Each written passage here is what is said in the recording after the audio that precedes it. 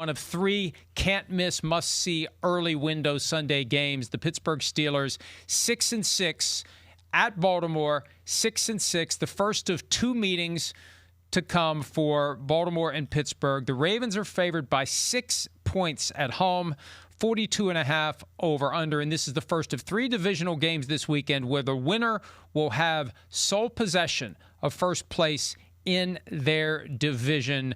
Who do you like? Well, I mean, it's in Baltimore, right? I think the Ravens are the better football team, even though they're not playing to their full capacity. There's some concerns. I kind of broke this down on my Tuesday podcast this week, Mike. I mean, we've talked about it a lot, right? Just the Ravens' offense is not functioning at a very high level, as we saw last week. Now, some of that was self-inflicted. Lamar fumbles in his own 5-yard line, and Isaiah Likely gets the North Korea fumbles into the end zone. And I don't care who the you are. You make those kind of mistakes, you're going to be in a ball game. It's just the way it goes. But on top of that, the point being is Lamar Jackson has not been himself ever since he came back from the injury. He's not running as much. He's not making nearly as many as explosive plays in the pass game as far as scrambling. There's not been many quarterback design runs. There's a lot of plays where I go, oh, he's about to turn the corner and run for 25 here. Ooh, he didn't get the corner. He got pushed out for 3. So that's not the same. And then he's not throwing the ball. He hasn't got back into just grooving the ball like we know he can.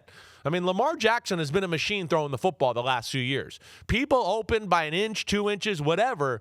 He stripes it in there. Right now, he's missing throws and not seeing the field real well. And I've been there because when you miss a few weeks in the NFL sometimes and you come back in, it just feels like, whoa, everybody's playing great and into the season. And I feel like I'm just getting to start to get a feel here. But nonetheless, how can you pick the Steelers? I mean, what's there to like? The Steelers, I have no faith in them. And then even though the Ravens' offense is struggling, it's not struggling to such an extent that I think the Steelers' defense is going to stop it. 27-14 Ravens. Last year, the Steelers won in Pittsburgh, and it was one of those classic Steelers pull it out of your butt. Right. Right. And I went with pasta and meatballs and picked the Steelers then. I remember that. And I shouldn't have. The Ravens were the better team last year, and then the Ravens beat them twice later in the year at home, once in the regular season, once in the postseason. The Ravens, I think, on paper, across the board, are the better team. Miles Simmons made this point earlier today on PFT Live, and I'm going to steal it from him and repeat it here. This is a simple calculation for the Ravens and for the Steelers. Derrick Henry, Derrick Henry, Derrick Henry, Derrick Henry. I hear you. And if the Steelers sell out to stop the run, they dare Lamar Jackson to beat them. And this will be the key.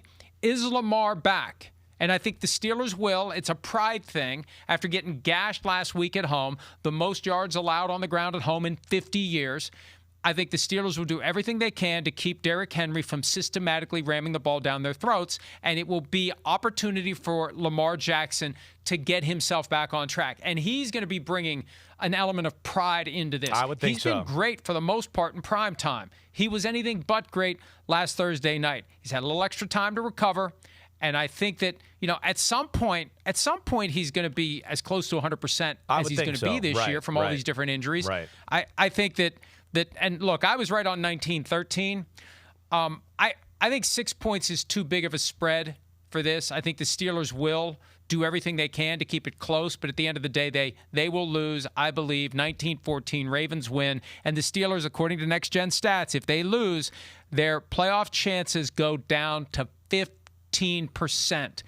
And by the way, it sets the stage for what could be an ugly Monday night home game against the Dolphins, where you're not going to have a lot of fans show up, and those who do are going to be chanting Fire Tomlin, and they're going to be booing during Renegade, and the terrible towels are going to be left in the car. That's what it's going to be like that Monday night if the Steelers lose this game. Yeah, I hear that, Mike. And I'll be interested to see what happens with the defense like you talked about. Because that's another thing I broke down on my Tuesday podcast. The Bills ran, and you heard TJ Watt's comment, right? I never saw one team run the same play so many times over and have success. They ran 2 run plays the whole night. And just basically, the Steelers couldn't stop it. So I'm at the point a little bit to what you're talking about, where I go, if the Steelers go all out to stop the run, I don't even know if they're capable of stopping it then. I'm dead serious. It's embarrassing the way they look right now. Going to be interesting to see how this game unfolds. Well, if they're ever going to win a must-have-it game, it's now after everything that's gone on there this week. I just don't feel like collectively they have the skill level right now. At what point do we have to see it play out? They're 2-5 over the last 7 games. Right. At some point, we just have to forget the uniform, forget the history, forget the guys who aren't on the field like Mike Tomlin, and focus on the guys who are on the field.